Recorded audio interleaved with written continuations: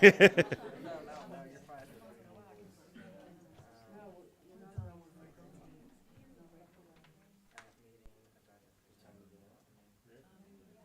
do it.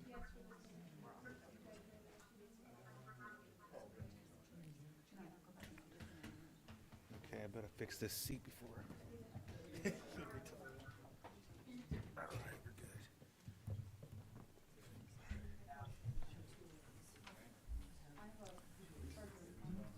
Say what? Oh. That's why.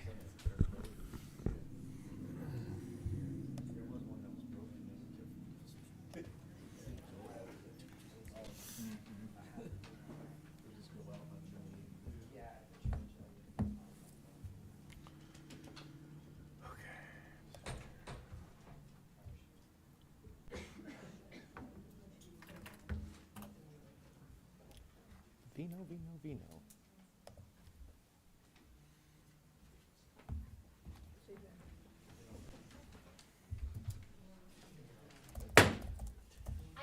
Meeting to order.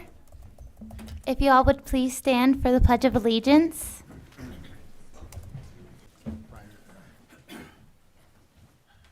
Ready, begin. I pledge allegiance to the flag of the United States of America and to the republic for which it stands, one nation, under God, indivisible, with liberty and justice for all. We will now be our invocation will be speaking Susie Dick. If you would like to stay standing or sit, that is fine. And she will be speaking on behalf of the Church of Jesus Christ of Latter-day Saints. Thank you. Our dear Father in heaven, we are so grateful for this day. We're grateful for the opportunity which we had to go to the mayor's prayer breakfast this morning, and grateful for the success that was found there. Father, we're grateful for our city council and pray that thou might bless each one of them and help them to be guided and directed in all the affairs of this great city.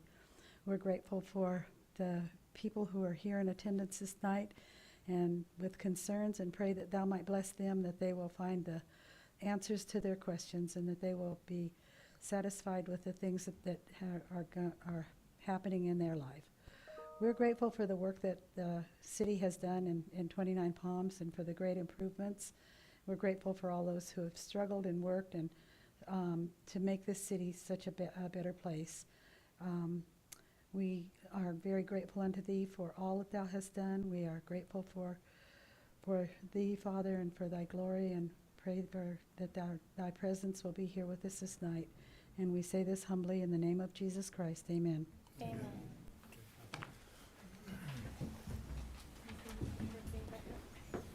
Oh, yes. All right.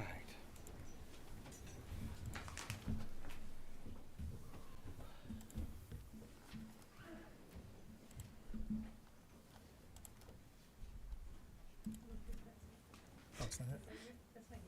No. I was the pink one.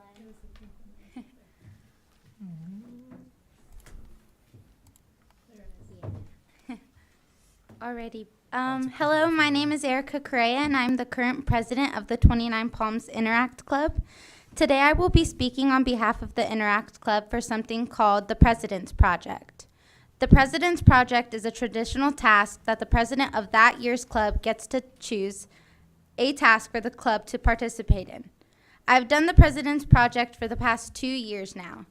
That being said, I chose for the club to fund 5 Interact seniors last year for college scholarships to a variety of schools of different amounts.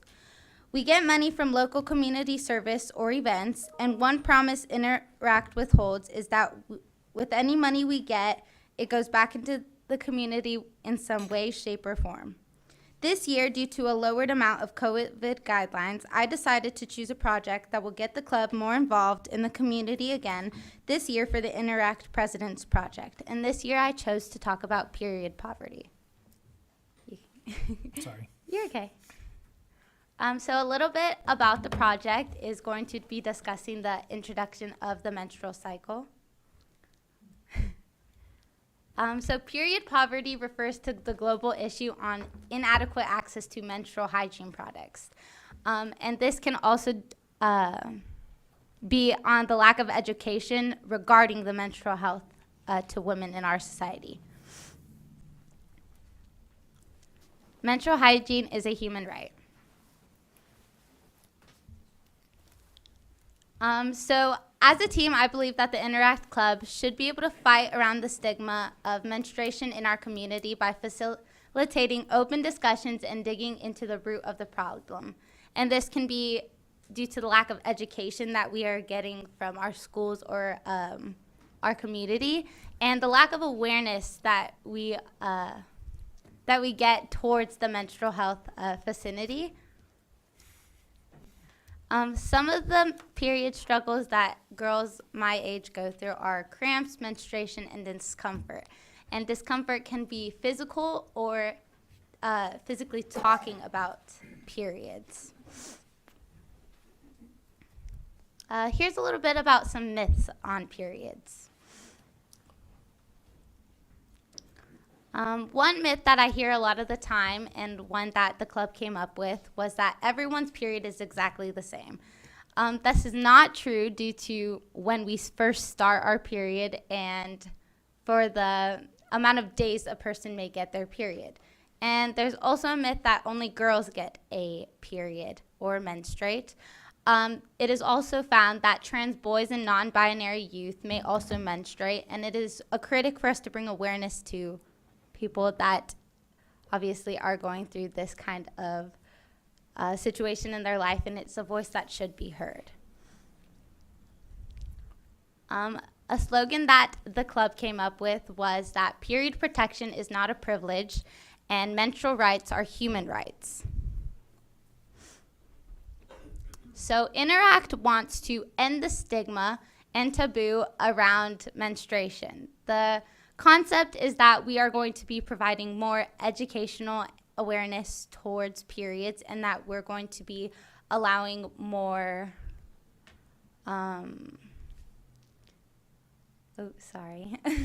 we're going to be allowing more what am I trying to say?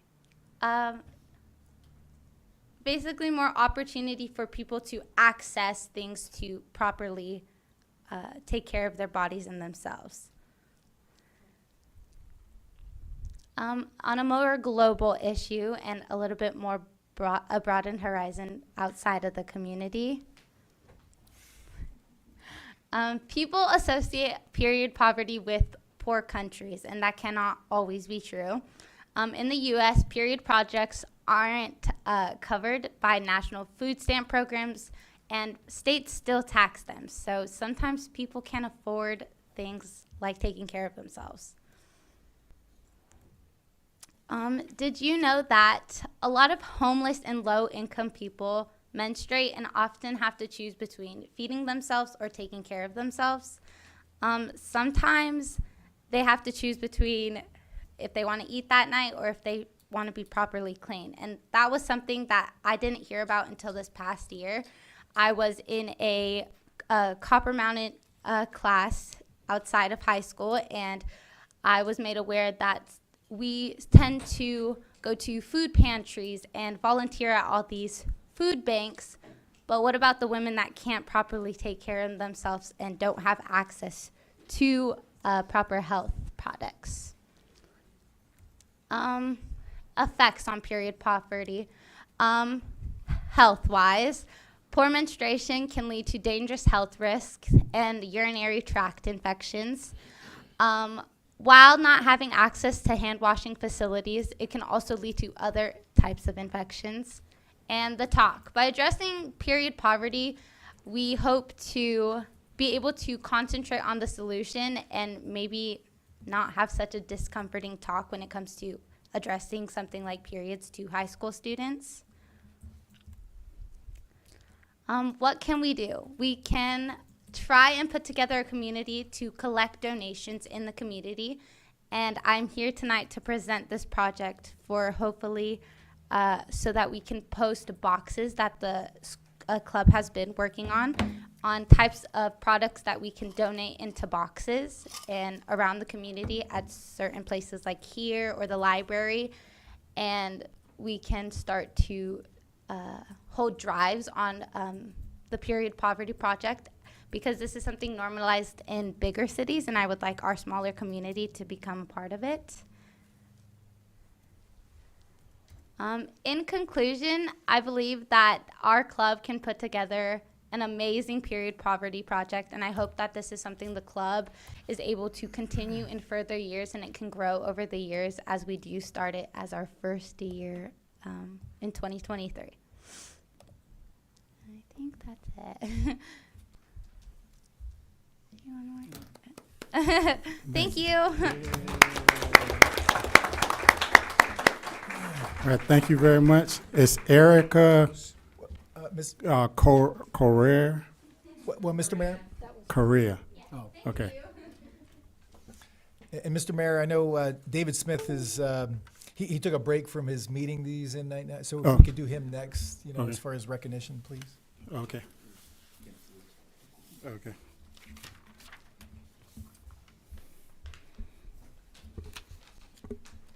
All right, David. Thank you for joining us. And we have a plaque here for you. We're going to present to David Smith. He's from the park, Joshua Tree National Park, superintendent for his services to this community. So, and the plaque says, presented to David Smith, in recognition and appreciation of your enduring commitment, excellent work, and valuable contribution to the city of 29 Palms. Your dedication has left a positive, permanent mark in the community. February 15, 2023. So thank you again for everything you've done for the community.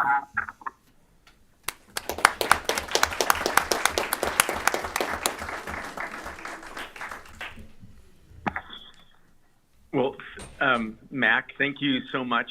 I'm up in San Francisco right now, and it's quite a change from 29 Palms, and the lack of community that I'm experiencing right now is painful. I always felt in 29 Palms, you know, that we are all in this together and part of it. And please, for folks that are there right now, value the amazing gift that 29 Palms is. It's a place where people look out for each other, where young high school women are looking out for people that are dealing with menstrual issues. I mean, we've got a really amazing community in 29 Palms, and I was honored to be there for the last 10 years serving you all as your superintendent. So if you do make it up to San Francisco, please look us up. The challenges here are a little bit different, and I am missing our good friends in 29 Palms so much. Thank you for this high honor. It's been a pleasure serving you. Thank you.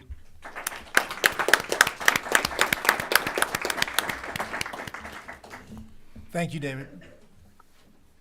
Go back to your meeting. Hold on, Steve.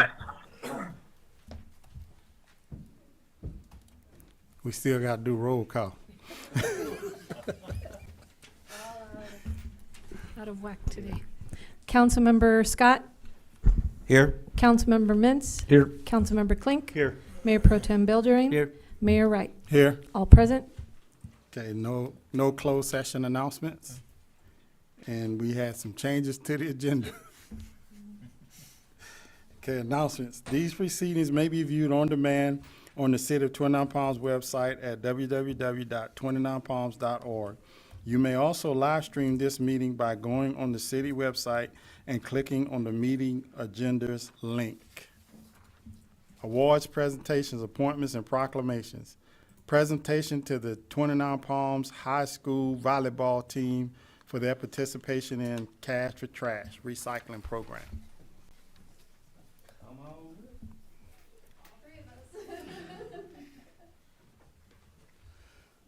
Did you were you there that day? Yes, I was. I know sometimes you know softball or something. So before we give you your well-deserved, where did you pick up? What area? We picked up in Ocotillo and Desert Trail. How many bags? 2 lots, like 22, and 2 trucks. And 2 truckloads? Yes. On behalf of the city, thank you for everything you're doing to keep our community clean. And from Vertec, there's also contribution for everything you've done. Thank you. Thank you. Thank you.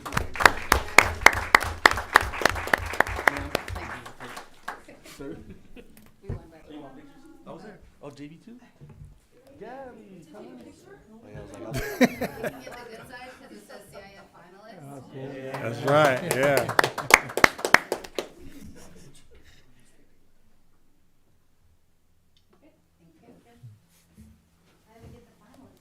Yeah, that volleyball team was throwing down. All right. Council member comments and reports of meetings attended. Octavius? I don't have any at the moment. Thank you. Danny? Yeah, so we had the air quality meeting yesterday. It was fairly short. All the ones before that, the last two have been pretty long, but we just did some housekeeping on some of the laws that it's funny that some of the stuff we sent to the state, the EPA, if one letter is wrong in something that we send to them, the air quality, they have to send it back just to make a change of just one letter or one word. We had a meeting with the tribe. It was between Anthony and George. I went to the mayor's prayer breakfast. Was well attended. Thank you, Mr. Mayor. Your speech was very moving. We had a special meeting. We did that for the PAC, and then today we had our very first fast pitch softball game at Twentynine Palms High School, actually at the school. So, and we won 20-6. So, but that's all I have. Thank you. Joe? Thank you very much, Mayor. I attended the Mountain Desert Measure I meeting in Victorville last Friday. There are a couple of projects that are delayed for Twentynine Palms at this time, but will be rescheduled for later to get done with. They need to talk to Frank about some of the projects. I also went to the Mayor's Prayer Breakfast. That was a very well attended event. We have a lot of people out there praying for the city of Twentynine Palms and their citizens. So just remember, a lot of prayers really helps. I also want to, I do wish everybody a happy birthday in February, but I must do tonight's special for my son Andrew. He is 8 3/4 years old. He was born on February 29th, 1988. So his birthday is actually tonight, and he gets an extra day tomorrow for celebrating. So happy birthday, Andrew. Love you. Mayor Pro Tem? Thank you, Mr. Mayor. Attended the special meeting for the PAC. Also, was not grilling with the mayor, was it catering with the mayor, I guess, on Friday? Yeah. So it was for the weather, it was well attended. There's a lot of people there, had some good questions. Also, just want to wish my youngest happy 12th birthday on Thursday. She's 12 going on 27, I believe. So that's all I got. Thank you. So we did do the grilling with the mayor, but we changed it to, I guess you could say, finger food with the mayor, because we did it inside because of the weather and things like that. And the people that attended did have some very good questions and things that we got answered, so it was good. And then, of course, we had the mayor's breakfast, prayer breakfast this morning at Shadow Mountain Baptist Church. There'll be another one. I think they agreed on May, June, one of those dates. So we'll be doing it again. We're also going to be doing Grilling with the Mayor next month, March. So we're going to be doing that. Y'all tell the theme, I'm surrounded by food. Yeah, so it's good. I love to eat, so it's good. And other than that, I didn't have anything else for February. All right, so we're going to move on. Consent calendar. All matters listed on the consent calendar are to be considered routine by the City Council and will be enacted by one motion in the form listed. Any item may be removed from the consent calendar and considered separately by the City Council. The public will be given an opportunity to comment on consent calendar items prior to the City Council action. Is there any council member wishing to pull a consent calendar item? Oh, the number 4 is Arch. Did they want to do a presentation? I think so. Astrid, you have a presentation? Yeah. Okay, I'd like to pull number 4. Okay. Anybody in the public want to comment on the consent calendar item minus number 4? All right, but bring it back. I'll make a motion that we approve the consent calendar minus number 4. Second. Roll call. Councilmember Mintz, Except I abstain from number 5 because it has to do with Project Phoenix funds. Councilmember Klink, Aye. Councilmember Scott, Aye. Mayor Pro Tem Buildering. Aye. Mayor Wright. Aye. Approved 5-0. Thank you. Okay, item number 4. Yeah, thank you, Mr. Mayor, members of the council. Not sure why this is not loading here. Bear with me. Why isn't this loading? So I'm just going to go off of memory here because the staff report isn't loading. Mr. Mayor, members of the council, the item in front of you this evening is to recommend $25,000 as grant funds to Morongo Basin Arch in support of the local homeless in our community. Ms. Astrid Johnson is here this evening to comment on this contribution and to obviously, I think, talk a little bit about this past weekend, I believe, as well, right? One thing of note, council, if you recall, several months ago in front of you was a request for loaning $50,000 to Arch. Again, as you recall, during that meeting, the council wanted a grant part of the money and loan part of the money. So you granted them $20,000 and you loaned them $30,000. They have repaid the $30,000 actually last week, I think it was. So they've repaid that $30,000 loan. But the item in front of you this evening is a strict grant, not a loan. So with that, I'm going to, I think it's a PowerPoint, Astrid, I believe here. Yeah, let me just look for it.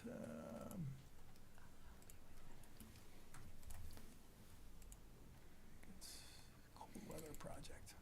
No, it's just there. Oh, is that? Oh, yeah.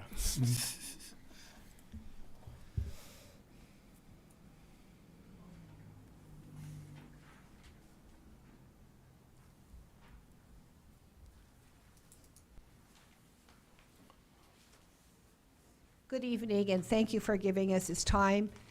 We wanted to express our appreciation to the City Council, to 29 Palms for their support. You know, you are very unique in our area because we were the only ones that truly responded to the weather. Even though the weather was far worse in Yucca Valley, there was really no effort done there, but it was done here. So thank you so much. This is Jen DeFalco, who I've talked about before. Jen is the one who goes around and feeds the homeless at least 3 times or more a week, and she's been doing this for several years. So she is truly one of our main street outreach citizens here in our community. So Jen was instrumental in helping us find the people that needed to be sheltered. So that's why she's standing here with me as well. And Jen is going to become part of Arch. We're going to get her in on the board and because she is totally invaluable. So the Cold Weather Project is a partnership with the City of 29 Palms, Morongo Basin Arch, and Jen and Shane DeFalco street outreach program that they have. Okay, I'm going to let Jen is the one who collected the data so she can explain it. Okay, so we had 18 rooms in the American Inn and 6 rooms in Motel 6. And between 24 rooms, we had 28 men, 14 women, 2 infants, and 2 teenagers. Out of the group of people, we had 10 seniors. Okay, we can move on, please. Okay. There you go. 10 seniors, 6 men, and 4 women. Disabled, and when I talk about physical, I'm talking about wheelchairs, walkers, that sort of physical disability. And deaf. And Oh, deaf. we're deaf. We had 9 total, 5 men and 4 women. Oh, Six men, actually. Go ahead. So we had 38 white individuals, 6 black individuals, and 2 native out of the group. And then our ethnicity was 16%, 16 were Hispanic out of that group.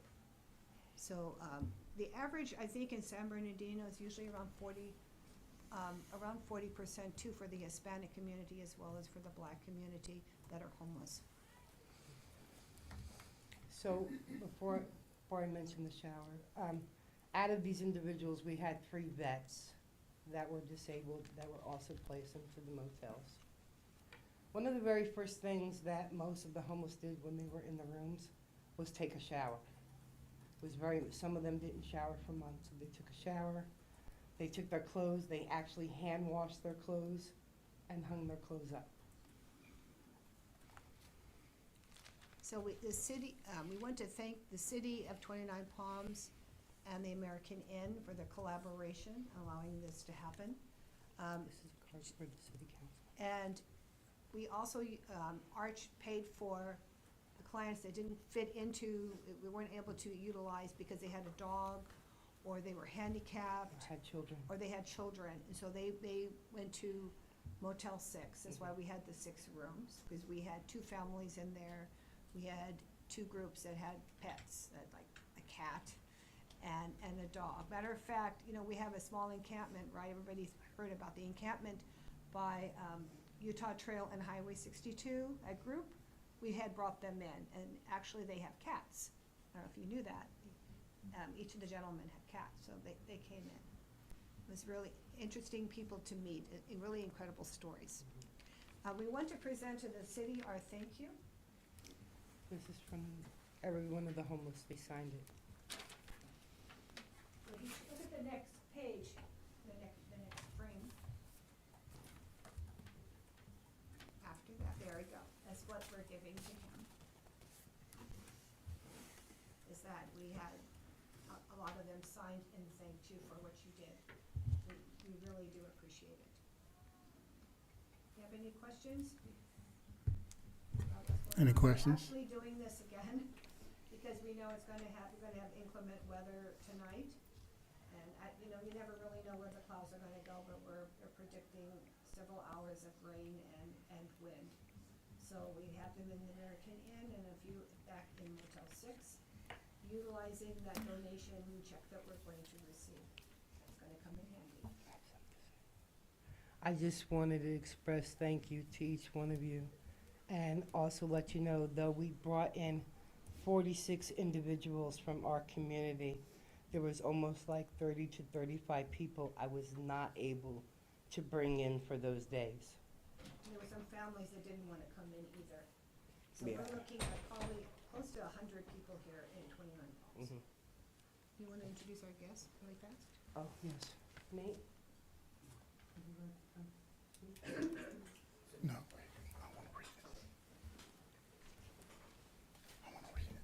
Nate is staying in one of our homes, and he is, just tell briefly what's going on. Hello, my name is Nathaniel Rudd. So right now I'm disabled basically. I was hit by a car on Adobe while I was riding my bike about 5 weeks ago. I was staying in a couple places in town where I had built up a camp. I was the first one that started the camp over by Utah Trail and the highway. Set it up for about 3 months before I could convince anyone to come out there, because everybody likes to be in town, you know, close to all the businesses that they need to, you know, use the bathroom for and get food at.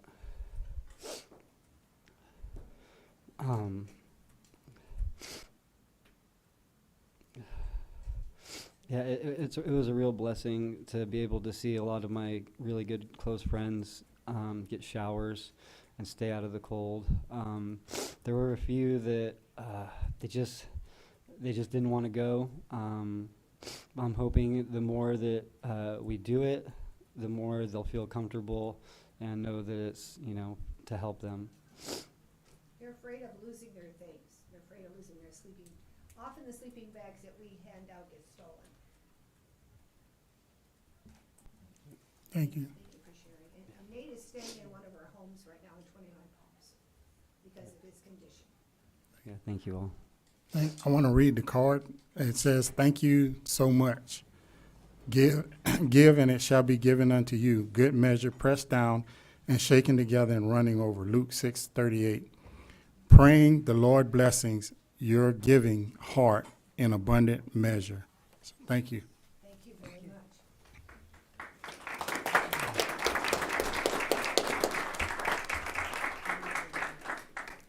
Okay, so any more questions or comments on number 4? If not, looking for a motion. I'll move that we accept number 4. Any other public comment, Mr. Any other public comment on number 4? Yes, ma'am. You got a green slip? Okay.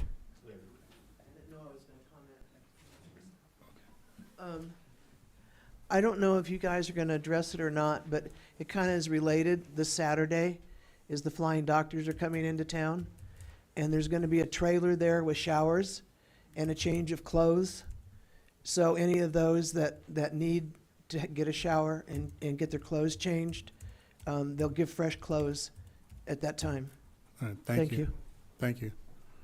We also, before we make a motion on this, we want to thank Vino for offering his facility. Thank you very much. We really appreciate it.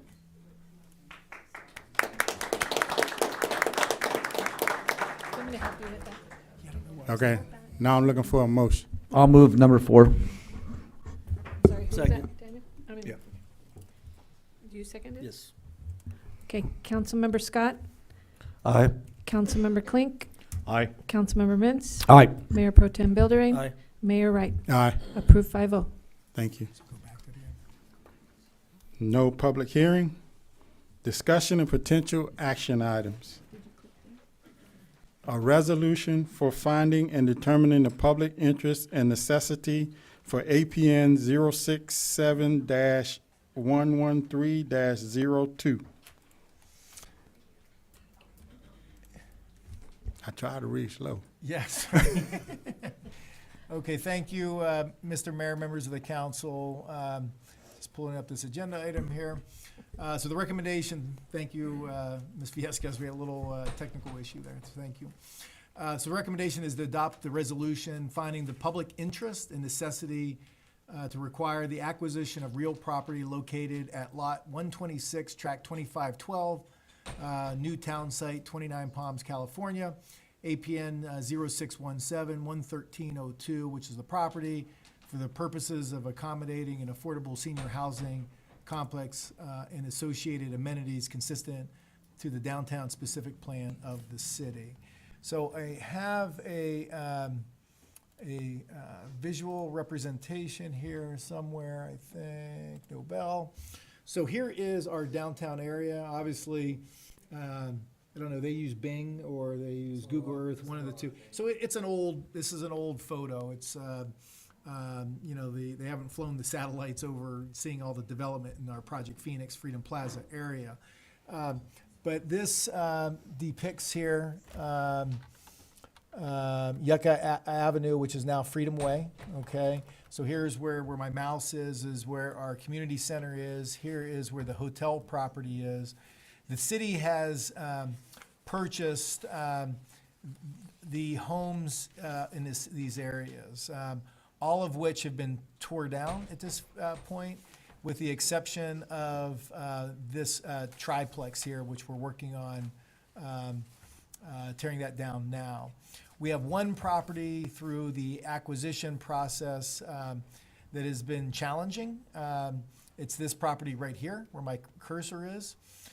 So we've had a hard time locating the owner, getting the owner to respond. This process in front of you this evening is the process that you go through for eminent domain. But the owner has, I'm happy to report to the council that the owner has reached out to the city, and we are in the process of negotiating. But the problem with this property is the title isn't clear. You know, there are issues with the title, which would still have to, you know, potentially go through the process to clear up the title issues. So that is the background of what we're doing this evening and the process. Because you approve the process tonight doesn't mean that ultimately we will get to eminent domain. And hopefully we are able to work out through the issues with the owner.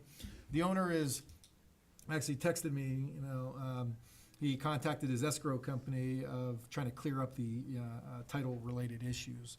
So hopefully we can do that. But again, this isn't the final step in the process, but this is a step in the process. And I'd be happy to answer any questions. Any questions for? So the ultimate goal with the acquisition of these properties downtown behind Project Phoenix is to develop senior housing. Not senior, but affordable. Affordable, okay. In some form or fashion, as I know you and I have spoken, and some of the council members, looking at either ownership or apartments. So one of those two things we're kind of working through, but we need to acquire, and we've acquired most of them and tore down most of them, but those, so that property there and that triplex there, we will be tearing it down. We finally got that property vacated. Then that'll be a clean slate down there to be able to do some sort of affordable housing project. Any more questions? Got any green slips from the public? I have a question. I have my green slip. I haven't handed it. I have a question for the city manager. I am for this thing, affordable housing, senior housing. But I mean, don't you think that the affordable housing, senior housing should be near the shopping centers, also close to public, transport, and easy access to other amenities? So the affordable housing zone that the city has is the four corners of those who are around during redevelopment. The four corners redevelopment in the zone is at least where we've sold the bonds, where the funding will go towards for housing. That's where it was established. We are working on transit that is close to this property. But that is where at least it's established currently. I mean, I've seen people that live to the east push their carts from, Stater Brothers on the highway. And some of those places don't even have, sidewalks. I'm kind of surprised that staff had even recommended this years back, this area, knowing that the supermarket that was in downtown had failed. And rather than letting the grocery outlet go onto the west side, if we knew that we were doing this project, we should encourage them to come more onto the east side. Thanks. Okay. Bring it back to council.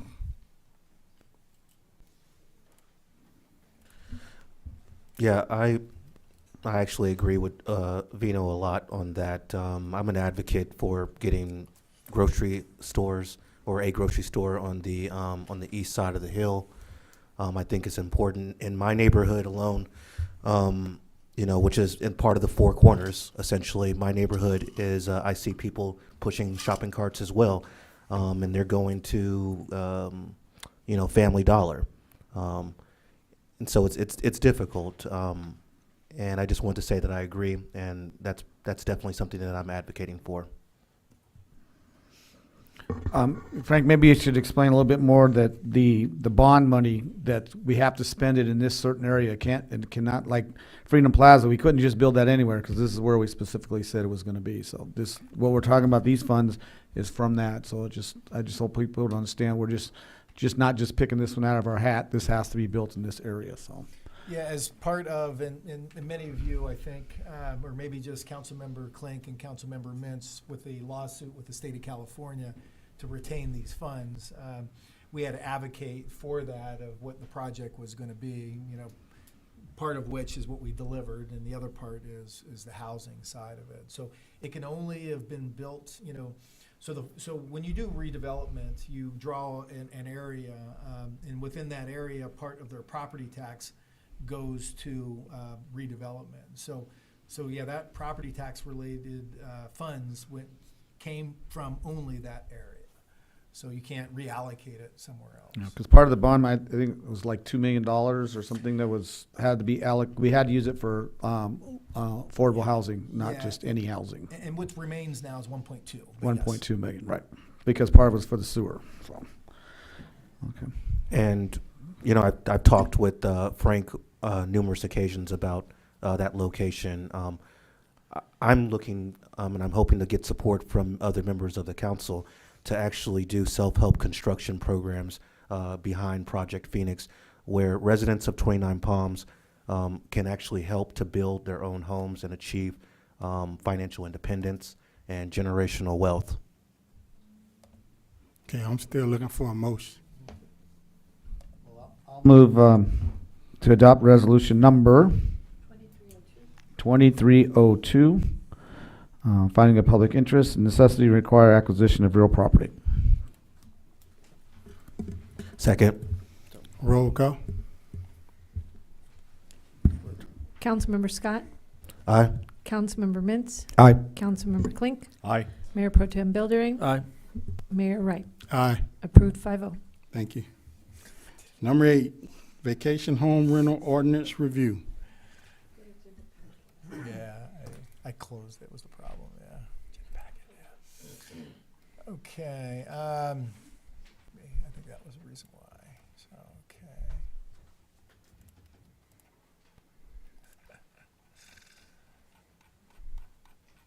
So I gotta scroll down here, I apologize. The next item is vacation home rental ordinance review.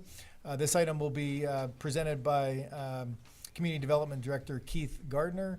And just briefly an intro, this was a future agenda item request for the council to want to revisit the ordinance in its entirety, potentially make recommendations, ultimately go back to the Planning Commission to go through the process, then ultimately come back to the council for approval. So with that, Mr. Gardner?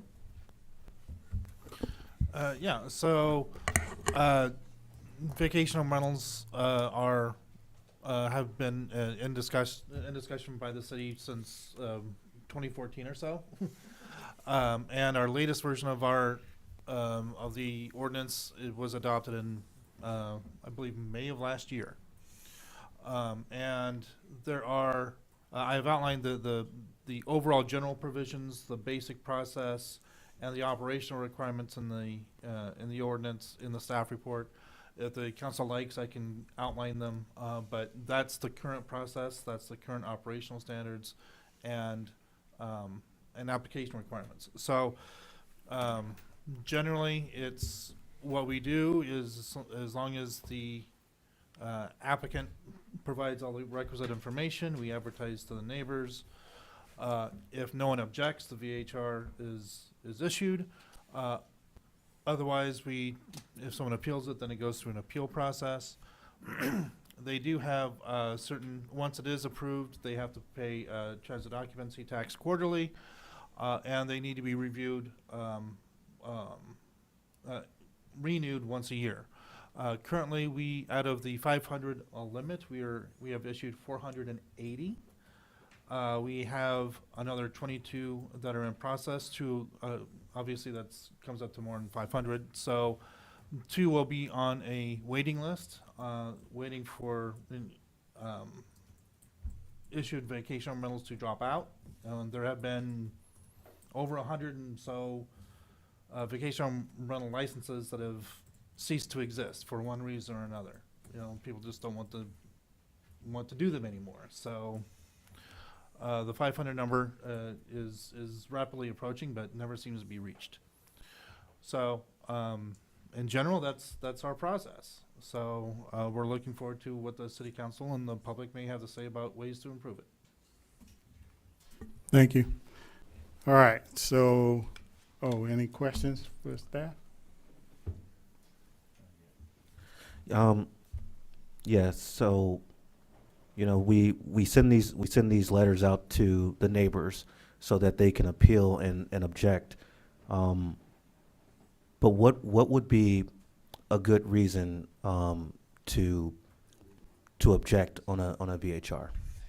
that they violate something in the code. So, so the code that you have laid out, they have to accomplish X, Y, and Z. And so if they accomplish X, Y, and Z, there is no valid reason to appeal. Now, if there is something in the code that they are not accomplishing, that's a means of appeal. So hopefully that kind of clarifies it. But right now you have 4 or 5 things to accomplish. So you have to help me with all these. You have to get a sign, you got to get insurance, you got to get an inspection, you got to take the education class, and I'm missing something because I thought there was 5. Yeah, there's a inspection. Right, there's a noise plan or noise mitigation plan. So if you accomplish all those items, then it becomes, really ministerial from the staff's perspective, meaning it's over the counter, and they get it. So to file an appeal, the planning commission has to have a valid reason to uphold the appeal. But if the applicant accomplishes all those, then there's no valid reason to. So then it's almost a moot point for residents to even appeal? Yes. If there is a valid reason, it has to be. You can't be capricious. So council nor the planning commission have to have a valid reason that's per the law to deny an appeal, to deny a permit. So it has to be something in the ordinance for them to deny the appeal. Outside of that, they just can't, by way of example, deny it because they don't like it. Sure. But that language, which is in there, injurious to community, I think it's very important that we, and I'm going to keep saying it until we narrow in on that, we have to clarify that language, injurious to community, so that the residents of 29 Palms actually have a legitimate reason to appeal a VHR, and it's not just, broad. Okay. Any more questions for staff? And if I may follow up on that, because I know you and I have had this conversation a lot as it relates to the code, and I think that that term, from post license when it's granted, not pre-license but post-license. So if you're having, parties, disturbance to your neighbors, now you're becoming injurious. And I think as it relates to the code, now we have steps in place to punitively fine and or revoke a license. Staff has once recommended a revocation of a license and actually potentially a third one coming up to revocate. So once we, from a staff perspective, per the code, see injurious and that's that disturbance, we have that revocation, but it's post, it's not pre. Definitely, I definitely understand that. If I'm living in my community, though, and let's just say I have 10 homes in my community, and I'm the only person in that community that's a long-term resident, then do I have community? I feel like my rights as a property owner have actually been trampled on because my community no longer exists because it's nothing but transients in my community. Okay, so I have some online emails, and I would like the public to keep in mind that all comments are limited to 3 minutes. There's no possible way for me to read all this in 3 minutes. So I will highlight what they're saying concerning VHRs. The first one is from Susan Peplau. And she says, VHR operators may at first view the requirements as a burden, but I'm happy to report that the class response has been overwhelmingly positive.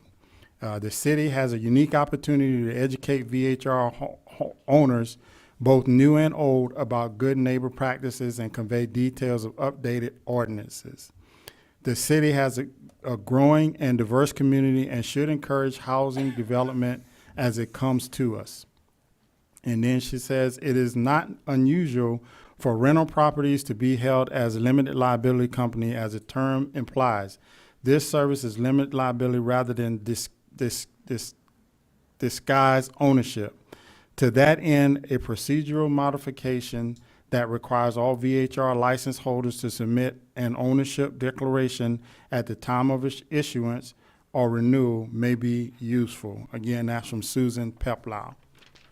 And then the next one, highlighting her comments, is from Adrian Jenick. And Adrian says, I have seen the character of our desert and our communities change dramatically, specifically in the last 5 to 10 years. The unregulated and then underregulated encroachment of short-term rental units has had a negative impact on our communities. I strongly support regulations on STRs, specifically limiting the number of permits licensed a single entity can obtain, 2 or 3 max, and prohibiting STRs that are built from the ground up for this sole purpose in residentially zoned areas of 29 Palms. In order for our communities to be healthy, we need affordable housing that young people can move into to keep our towns fresh. And the last one is from Mary Hodeval. And she says, I believe there should be strong restrictions on STR permits in general. Specifically, I do not believe that purpose-built STR units belong in residential zones. Newly built issues, so newly built structures she has issues with. Please take action to limit STR permits, restrict construction of purpose-built STR, keep permits that are issued in the hands of our residents. Again, that's Mary Hodeval. Next, we have Mr. Jim Kruschak.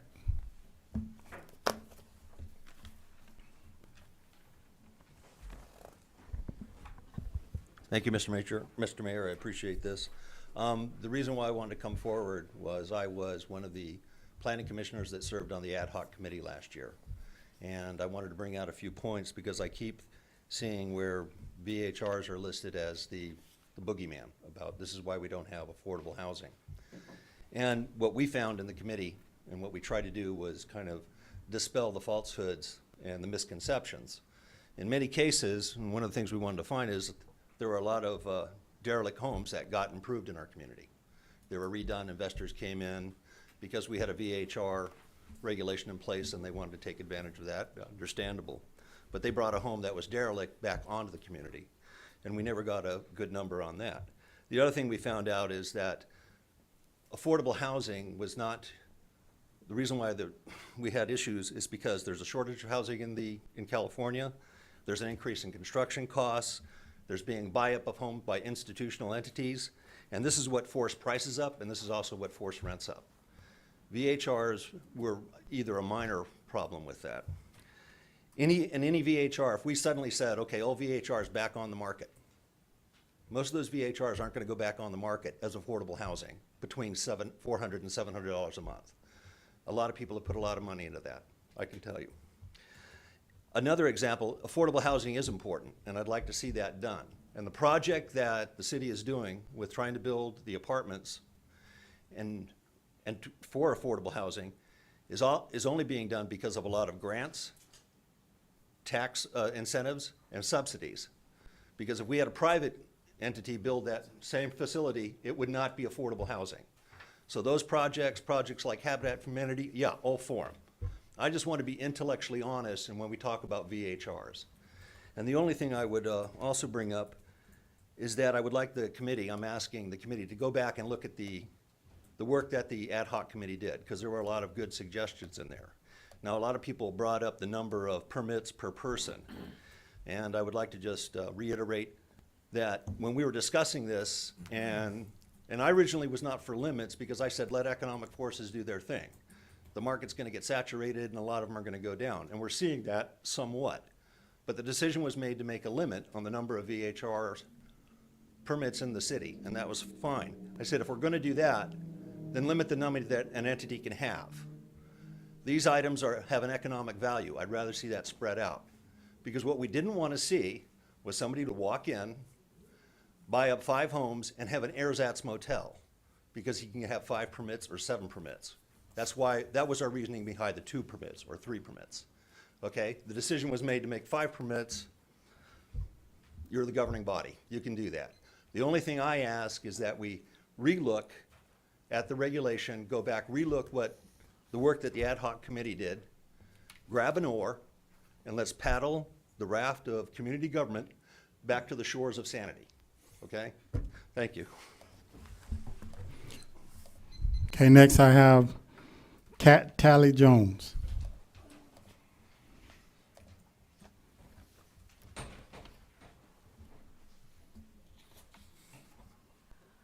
Thank you for giving me the opportunity to speak on opening revision of the STR code. Reflecting on our recent experience appealing the 5-bedroom thing near us, we've had some thoughts about revisions needed to the code. And I hope you'll consider some of these ideas. First off, for people who already own STRs, we would emphasize that existing STR permits operate under the code in place when the permit was granted. I know there's been some people getting agitated at the thought that things will change out from under them. All new single-family residence construction would be ineligible for STR permits unless the owner resides in the structure 7 months out of the year and is registered to vote at that address. Keep or reduce the current cap on STR permits. Set up a cap on STR density. In the little corner where I live, already 50% of the structures are STRs. What kind of community do you have when half of the buildings don't even have people living in them? STR permits cannot be applied for until construction is completed and a building occupancy permit's issued. Each structure on a parcel, primary residences and ADUs, need separate STR permits. STR permits will not be granted to properties with boundaries that touch at any point. The gentleman who owned the property that was in contest owns another property right next to us. And if something is built there, we'll be surrounded on 2 sides by very large STRs. Limit the number of STR permits owned by any one entity to 2 or 3, and uphold the integrity of the national park overlay. Evoke Modern, which owns or builds several properties that have just gotten STR permits or about to. We've discovered that they own at least 14 additional properties in 29 Palms, not just in Indian Cove, but to the east and the west, and all the way up to 2 Mile Road and along Lear. And so these are permeated throughout the community. And given that the principal of Evoke Modern has 16 LLCs, the ownership would be distributed around those LLCs, and we fear that we are just going to be completely overwhelmed by this boutique hotel phenomenon. But beyond that, I'd be grateful for consideration of radical changes to the STR code to protect the integrity of our neighborhoods. Thank you. Okay, next we have Ash Mahara.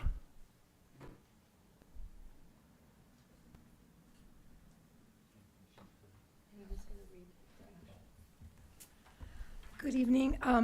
My name is Ann Congdon, and this morning Ash emailed me her comments and asked if I could read them. Is that appropriate? Is that okay? Yeah. Okay. Okay, she says, regarding the ordinance of VHRs, one of the city requirements on this updated ordinance is for owners of renewing permits to take the Good Neighbor Training Program at the owner's own expense, a cost of roughly $75 per session for the course. This is Ash speaking. While I understand that the course would be beneficial for first-time VHR owners and VHR owners that have had violations, I do not agree that this should be a requirement as part of the annual renewal process, nor do I see value in this course for the perspective of someone with 19 years of experience operating a lodging facility in the city of 29 Palms. For the last 19 years, I have successfully operated Harmony Motel, which borders on a residential neighborhood, without any grievances, and for the last 3 years have successfully operated 2 short-term rental vacation short-term vacation rentals in the heart of the very close neighborhood in the Harmony Acres neighborhood. Furthermore, Harmony Motel has been the proud recipient of the TripAdvisor's Traveler's Choice Award, and I am an Airbnb superhost and do not agree that this Good Neighbor training program is an effective use of my time and resources. As an individual business owner and an advisory board member of the TBID, I am a strong advocate of sustainable tourism within the city. I've read the ordinance and agree with most requirements that the city has requested from VHR owners. I would like to add that I was part of the development of this ordinance when VHRs became legal in the city. Hence, I have successfully used the ordinance to operate my VHRs. I believe for someone like me with immense practical experience in lodging operations and on the city's policies and legal requirements, this would be a waste of my time and resources to take this course. Therefore, I appeal to the council to reconsider the requirements of this training course. I request that the council look at the grandfather clause to be implemented for individuals such as myself. Sincerely, Ash Maharaj, owner of Harmony Motel. Thank you very much. Thank you. Don't go far. You next. I'm next. Okay. I would just echo what Ash says. Mike and I are VHR number 1. So since the very first permit was issued in 2015, I believe it was, we've been operating, hosting very successfully. We've never had a complaint. And we are Airbnb superhosts. So I would be in favor of an annual or semi-annual sort of get together to share ideas and issues and suggestions, but I really don't feel like anyone who has been operating a VHR needs to take a Good Neighbor course. I think people who have had complaints against them and people who are just beginning the process, it's appropriate. So thank you for that consideration. Thank you. John Talley Jones.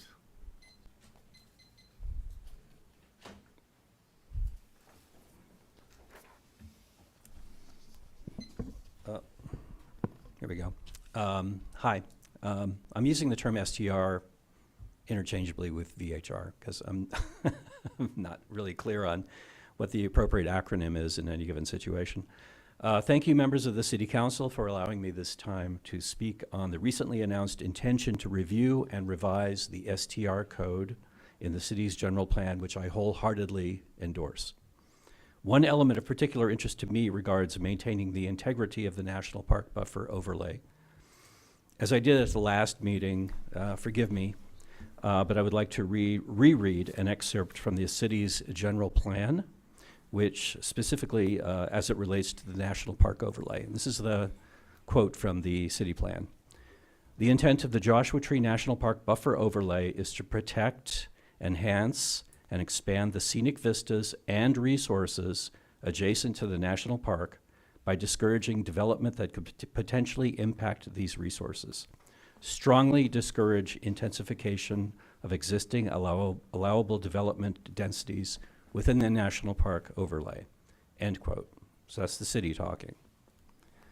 I would like to suggest to the council that the integrity of the overlay is upheld and that any proposed construction within it be subject to CEQA environmental review. Thank you. Jonathan Hume.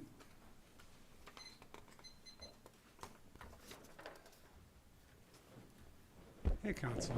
My name is Jonathan Hume. I live in the sphere of influence in Desert Heights at 420 El Bandito Way. And I have a few things I promised, you read an excerpt of Susan Peplow's letter. I don't know, she sent me, I promised I would read a letter from her, so we'll see how much time that takes up of my 3 minutes and go from there. City of 29 Palms should be proud of the VHR ordinance and the work put forth to develop a solid policy. As the council evaluates the ordinance concerning the Good Neighbor class, new builds to VHR, and the relationship between VHRs and LLCs, kindly consider the following comments. It has been my pleasure to have worked with city staff and the Desert Beacon in building a Good Neighbor class which is now required of all VHR owners and agents. I have had the privilege of serving as support or instructor to more than 100 VHR operators since the Good Neighbor class began. VHR operators may at first view the requirement as a burden, but I'm happy to report that the class response has been overwhelmingly positive. The city has a unique opportunity to educate VHR owners, both new and old, about good neighbor practices and convey details of the updated ordinance. The live class offers a dynamic way to provide educational information about a variety of subjects, including forthcoming organic waste collection and changes to municipal code. It is designed to include updates to procedures or requests from the finance or planning departments and promotes class participation. The outcome has been mutually beneficial as class feedback has helped city staff better understand issues for VHR operators and streamline city hall processes. These perks come at no cost to the city's budget. There appeared to be some apprehension during the most recent VHR appeal regarding the construction of new homes and filing for a VHR license. Now that the current VHR cap has been met, we rely on attrition to fill any new applications. Meanwhile, any new build is an increase in our housing stock. The city has a growing and diverse community and should encourage housing development as it comes to us. Additional restrictions placed on the building of new homes may have unintended effects on those seeking to build ADUs, own second homes, retire, or move to our city in the future. It's not unusual for rental properties to be held as LLCs. As the term implies, this serves to limit liability rather than to disguise ownership.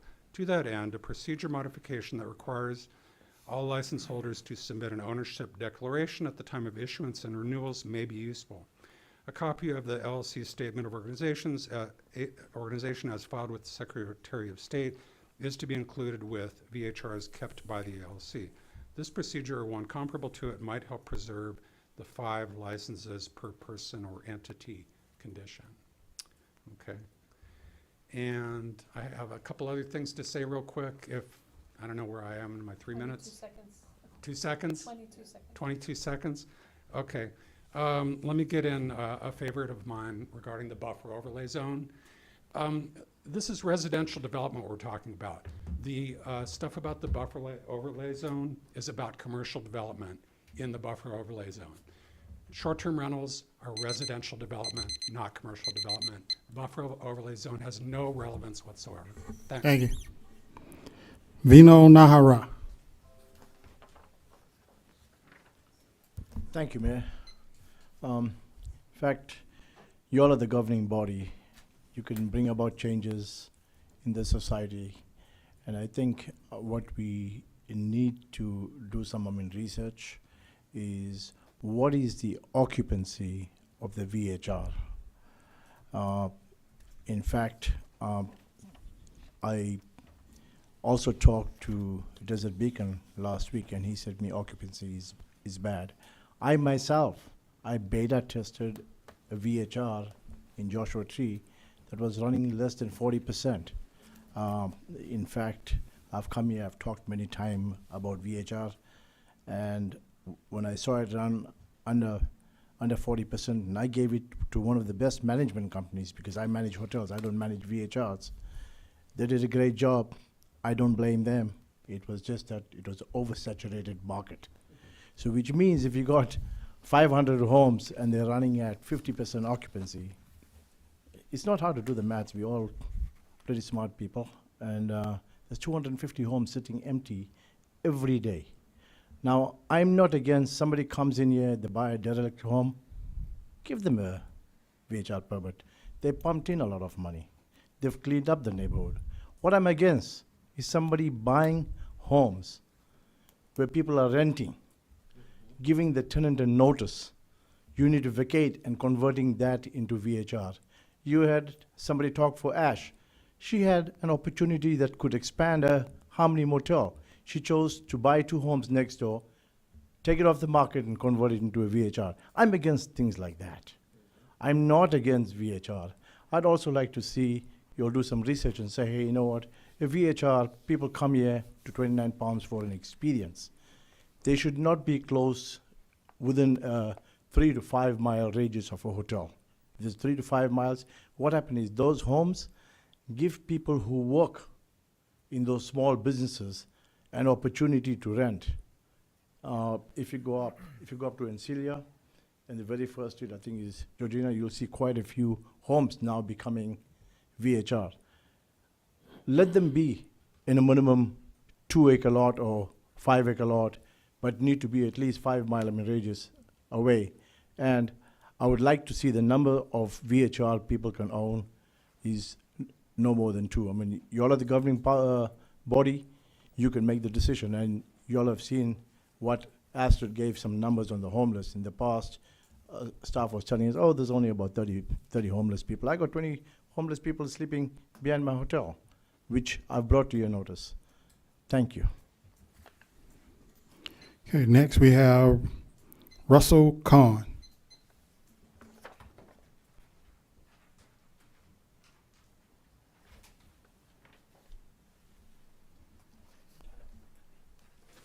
Good evening. In regards to the VHRs out here, my wife and I live in 29 Palms, and we're not against SDRs, VHRs. I have no problem with them, except when they do get overbooked. If there's a 3-bedroom if there's a 3-bedroom house and they have 10 people max, it's kind of out of line. Do they have enough, is the septic large enough to hold this extra capacity? Maybe we should think about if there's 2-bedroom, 2 people per each bedroom in this. Also, it affects parking. It affects noise in the neighborhood. There's a number of things when you have a 3-bedroom home and there's 5 cars, 10 people they're renting it to. That's pretty excessive in a residential neighborhood. And every weekend, and as neighbors in a regular neighborhood, we all like to have parties every once in a while. So my neighbor has a party once in a while, that's great. We will. But some of these large STRs, they tend to have parties every weekend. If they're there meeting people and celebrating, I understand they want a party. But then every weekend we have to hear this, it can get excessive. One other thing, I disagree with this gentleman over here, because there's intent when you develop commercial. This hotel in the buffer zone of Joshua Tree, the intent of this person was for commercial purposes. Their intent was not to live in it and be a resident. Their intent is strictly commercial. They're messing with you guys completely. This is a commercial, it should be commercially zoned. It's not it's not a home, it's not in a residence, they're not building a residence. They're stripping what a residence is. It is a residentially zoned area, and they're just pulling a wool over your eyes. They had never any intent to be a resident in this community. It was strictly for their hotel.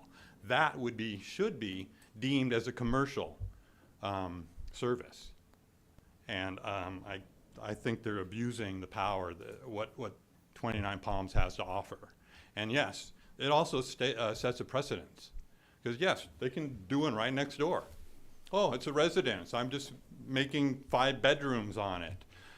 Yeah, no problem. And all of a sudden we're surrounded. This is commercial. They had no intent to live there, strictly to make money.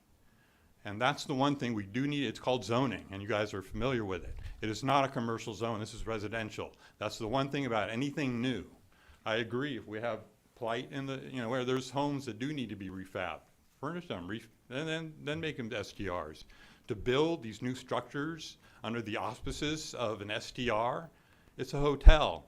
They're taking advantage of the city, of you guys, and it is a commercial endeavor that they're using under the auspices of an STR. And it's sad that if this gets out of hand, our neighborhoods are gone. Thank you. Next we have Brian Salmons. Thank you, Mayor and council members. I agree with Russell on some of the stuff he just said. I won't have to say everything here because he touched on some of the things. So I want to go continue on with property values and also add on to what that's doing to the neighborhood, the residential neighborhood that's surrounded by purpose-built buildings for VHRs, STRs. particularly, I want to touch on in Indian Cove up on Sullivan and Pine, where the two-story, I think they should really be looked at and considered a lot more. Well, for one thing, just what it entails on the property. The house next to that one house in that area is shaded half the year from that building being over it. I don't know. I think that's been discussed probably with some other meetings. Yeah. I have a property there where there's a lot that could happen as well. I know I would hope and pray that nothing like that comes up and shades my house half the year in the winter, and then so what it's going to do I just wanted to bring up, maybe really consider the 2 stories, allowing 2 stories to be built, especially a purpose-built building that's going to be used for rentals like that.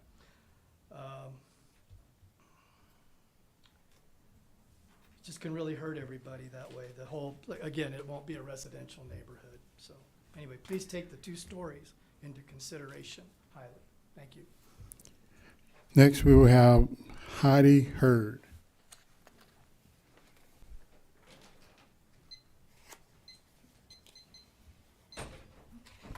Good evening. I'd like to thank Councilman Scott for pointing out that something injurious to community is far more than just the noise and the excess parking and strangers. If our homes are surrounded completely by VHRs, it's no longer a community. We should not be pushing this, our tourism and all this stuff, we should not be pushing that at the expense of our citizens. I don't know how, and I will have to ask Astrid, but has our homeless increased because of all the loss that we've had of housing that was available? I'm guessing there's probably some proportion to that, along with other economic factors. We've had low enrollments in schools, lack of housing for military, teachers, other workers. We need to take a serious look at this and not let this become more injurious to our community. Okay. Oh, another one? Sorry, late.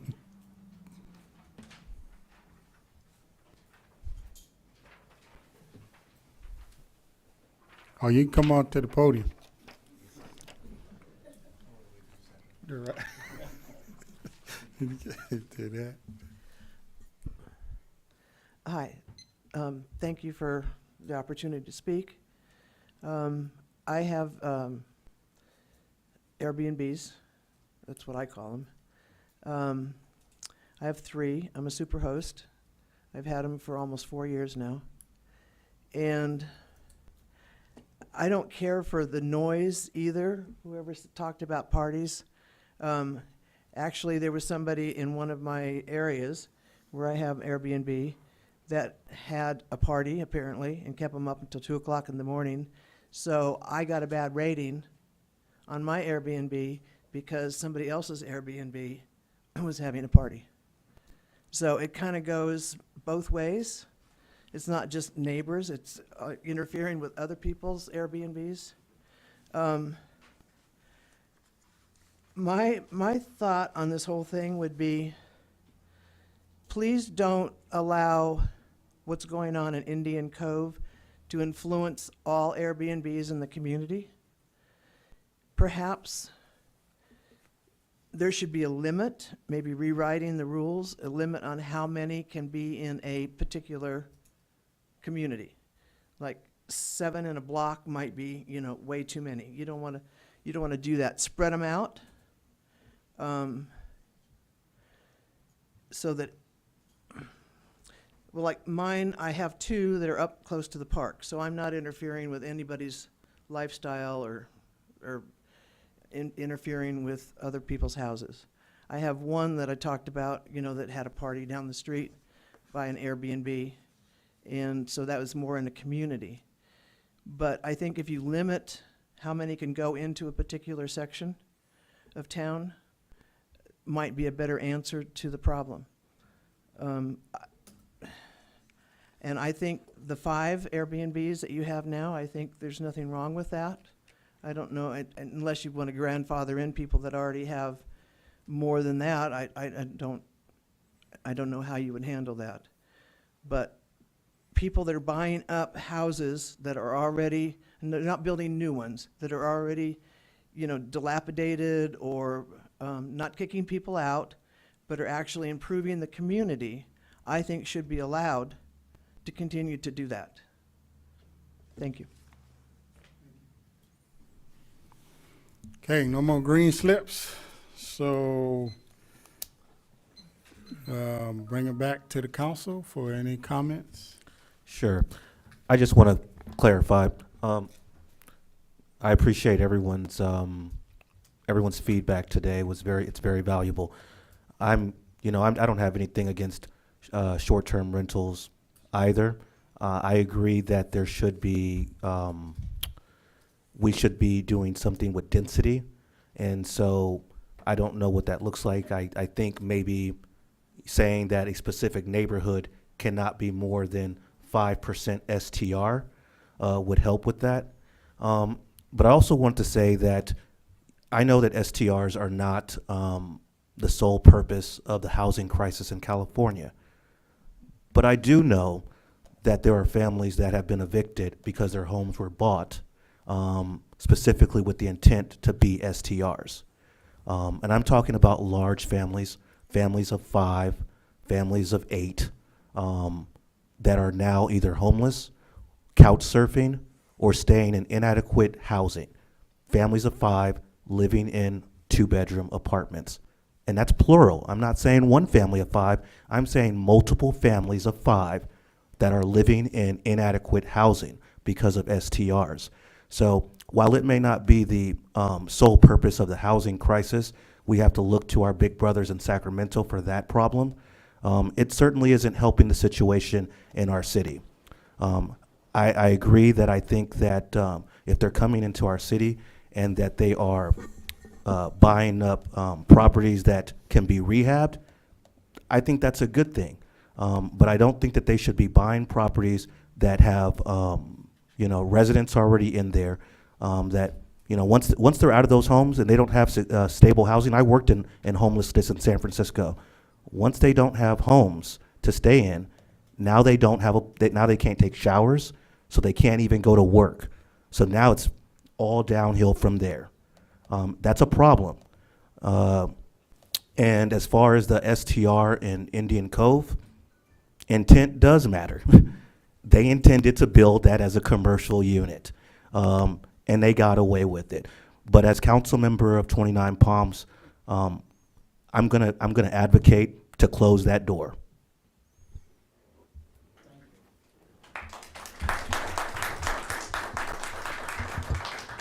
So the things that I would like to see the planning commission look at is, number one, I'd like to see them look at the reduction of the insurance cost. It's going from $1 million to $500,000. Also look at the connection clause, the connecting. We had a case where it wasn't, we have a rules against duplexes, multiple families, multiple buildings being used for VHRs.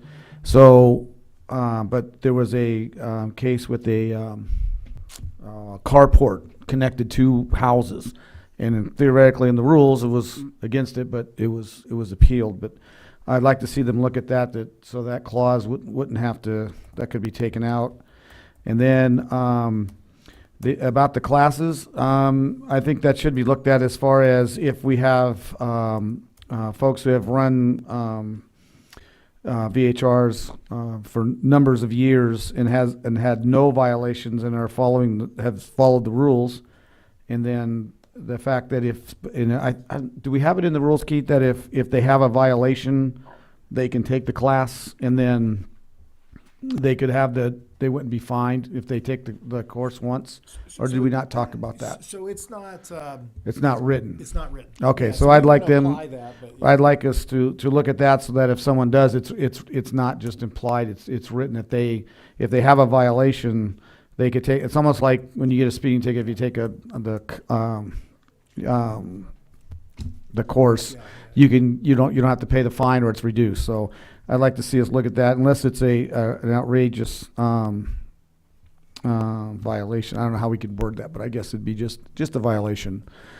I know that it's going to be a tough sell. I mean, if really when somebody buys property, part of buying property is it's your property. You have rights to do with what you want to do with it. So I don't know how you'd write that where you telling somebody if they're buying a piece of property what they can't do and what they can do with it specifically. I just don't know how that would work, but so those are the three things though that I would like to see the Planning Commission re-look at and check it. Hold on. You good? Ones I want to look at are the legality. I think the same thing. You're saying buying. Mine is the building of a residence. If you're going to build a residence, a home, it's going to be a home first before. So find the minimum requirement. Like if that's legal, like how you're saying, if you buy property and you turn it into a VHR, I don't know what we can do about that. But when you're building a residence, you're building a residence and not a VHR. So look into that, how the build and buy are there's two different things. When you're buying a home, do what you want with it. But if you're building to have a home, not to, like we just had this other fiasco we went through. The maximum height on a single-story home. So that will be, if I may, that will be outside of the VHR code. I think planning is looking at from a general perspective, Okay. not just a VHR perspective. but- Because just because you have a single-story home doesn't mean you can be as high as a two-story home, even though you're one story. Correct. So I want to make sure The we height, keep the yeah. height, that regulation all around, not Yes, just that for won't- VHRs. Yeah. So that won't be in the VHR code, but that will be in the development code, as I think Planning Commission is starting to already vet that. And look to lower down to 3, and then whoever has 5, they'll be grandfathered, of course. But go down to 2 to 3, depending how we decide. And that's all I got, right? And of course, the buffer zone, making sure we stay within that. And I understand commercialized in the buffer zone of the national park, what really interferes with that. Like they say, it's commercial, it's residents, I get it, but, let's just make sure we're cognizant when we're doing our permits, we're really watching that. Yeah, so that overlay buffer zone very specifically in that intensification of use is the key, right? And I understand the VHR uses half the time, so they're Correct, not really correct, being used as much as a home that's there, but let's just make sure we're really watching that, like we do all the time. I mean, I know. Joe. That's all. Okay, so some of the things I'd like to stay the same and some that I really want you to look at is, number one, keep it at 500 homes at this time. I would like to see 2, not 5 owners for VHRs. We can discuss that when you bring that back, what you guys think. But I think, like one of the gentlemen said, let other people have their chance of having a VHR and making a little bit of money on it, rather than just let one person have 5 of them and takes away from what they want to do. I would really like to see about areas to where we can limit the VHRs. For instance, Hanson Track has the most VHRs up there. There's not very many people complaining, if not any complaining up there, but later on it might happen if we get a lot of them up there, more up there. And then the Indian Cove area, for sure, I'd like to see you check to see if we can maybe have a percentage of how many can be up there, and have these circled areas to where people are going to know when they come in for a VHR that, oh, this area here is already done, you can't put any in there, so don't buy a house there. So up on the chart here, just to kind of depicts kind of where all the VHRs are located from like a heat map perspective. But one thing, and staff can do that as it relates by way of example, 5% can't be any more in this area. But the big question is what's the area? So Right. council's got to give direction on drawing the areas, if you will. So. We did this like a year ago, and it was You don't think it can be done? we tried to do the distance per. We didn't want them on top of each other, next to each other. Then we started doing the acreage. Then someone lives on 2 acres, someone's on 1. It turned into, it was just. Yeah, that part. So from a staff perspective, just to interpret here, make sure I hear correctly. The density thing is very difficult because that's all spatial. Yeah. We automate our processes, and there isn't a system out there that outside of Honolulu, Hawaii, Austin, Texas, Coeur d'Alene. Is it Coeur d'Alene? No. It was somewhere up in Oregon. There was 4 like large cities that have a GIS staff that be able to do that. So the spatial recognition is very difficult. But what is doable, just to make sure I'm clear anyway, what is doable is if you draw area and say 5%. Now, in theory, those 5% could be all on one street. That's what we did. But Yeah. but it's only 5%. So that's doable based on our systems. The other one, just that there isn't a system out there, currently speaking, that can manage that. But we have to hit both 5% in that area, and they cannot be on top of each other, next to each other. So it's like this weird dynamic of 5%. Let's just use Indian Cove. 5% Indian Cove doesn't mean they're next door or behind or a square. It's gonna have to be spread out, which is, I know. Managing that that's the most difficult thing because there is no system out there that is built for that. Yeah. Can we be the first to and make one of those systems? Well, you can, just you got to accept bugs and problems and that's the biggest fear from the staff side of it. That's beta, right? Then you got manpower to go out there and check the actual address and check. Yeah, and that's beta. So programming, you got, and that may be even alpha. You got alpha, beta, then you got full implementation, right? Again, that's going to be alpha or beta, right? So they expect problems because we have 500. So what we anticipate is our systems to you turn in an application and it will through an algorithm basically say it's good or bad, right? And so that algorithm through geospatial determination would have to say, okay, well, there's one within 500 feet by way of example, right? And there's smart people out there that can do that without a doubt, but you're gonna have to build it, which one costs money and two expect just challenges. What's easy is 5% in an area. We could just draw an area, plug in 5%, and it would kick out. Once you hit a max, but they could be on top of each other. And staff, so staff can do, whatever the council's, direction is. But I just want you to realize what the challenge is on that. Yeah. Okay. Okay, so we're gonna at least look into it. Yeah, just If look that's- into it. Yeah, if you can. Well, if Keith's out driving around, he can't answer phones all day. Yeah. Another thing is the school. I, like Danny, would like to see that be taken away, cut it off right now, and starting from now until the rest of as long as VHRs, they all have to go to the school. In other words, say 480 that we have now, Right. they would be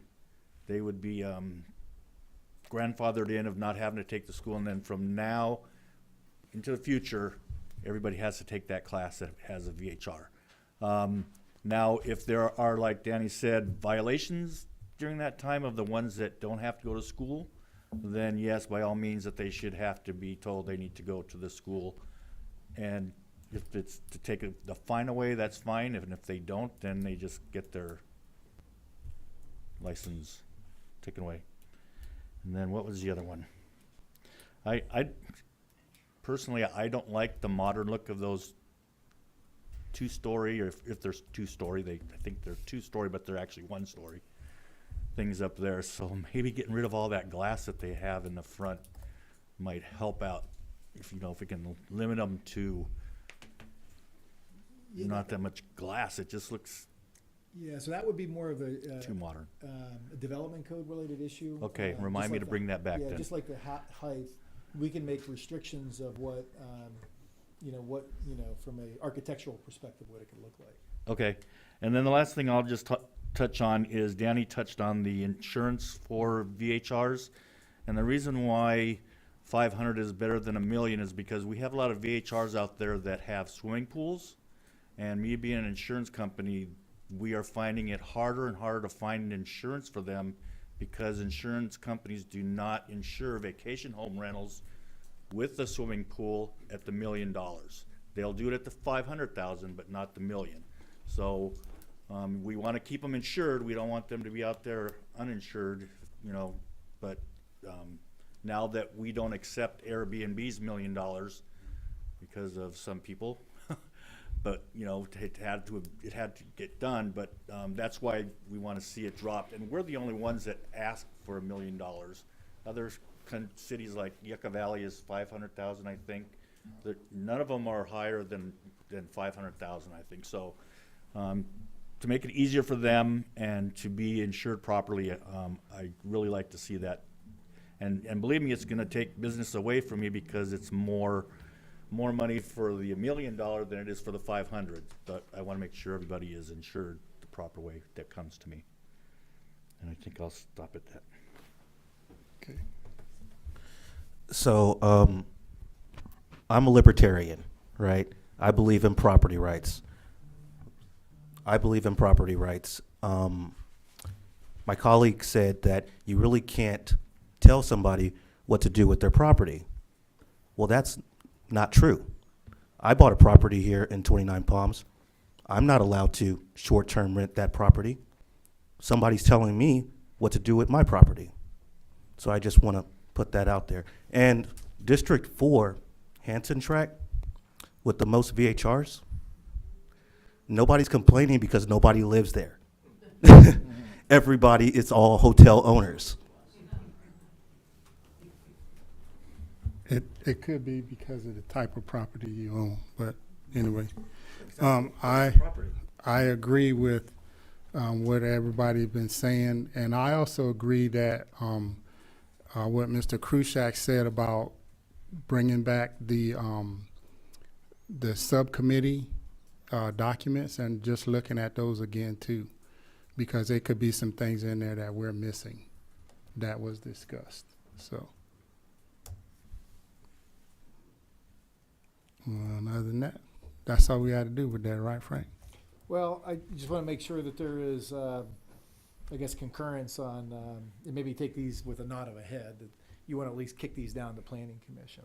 So insurance liability decreased to 500,000, just, you know, nod of the head anyway. Is that something? Yeah. Yep. So we'll kick that down. Remove the attached structures. So just by way of example, so the code doesn't allow duplexes for, in any multifamily for that matter, to be a vacation home rental. But there was something in our code that basically talks about attached, you know. So by way of example, you could have a mother-in-law suite that's attached to your house, a casita attached to your house that can't be a vacation home rental. You can have what was in front of the Planning Commission most recently, 2 single-family houses connected by a carport or garage that, you know, it's based on interpretation. So just want to make sure council's okay with that, kind of kicking it down to eliminate that, eliminate that ambiguity that's out there. Because already it says you can't do multifamily, so I think we're clear. So nodding of heads, we're good? Yep. Yeah, okay. Councilmember Klink, just make sure I'm on, what I wrote down here. So basically, all the new people, if I understand it correctly, both would take the classes, but the renewals wouldn't have to do unless you had a violation, right? So is that what everybody is kind of okay with, at least 3, right? They still got to pay the fine. It's not go to class and remove the fine. I think they still have to pay a fine. Okay, so you're saying still pay the fine, go to class and I pay the still fine. say, If you don't go to the course because you're a professional and you get a violation and then you waive your fine and go to the course, no, you're the professional, you shouldn't have one. So if you're a professional and get a violation, Do then both? you still pay your fine. Yeah, do both. Do both? That's good. Okay. I didn't think of it that way, you're right. Good job.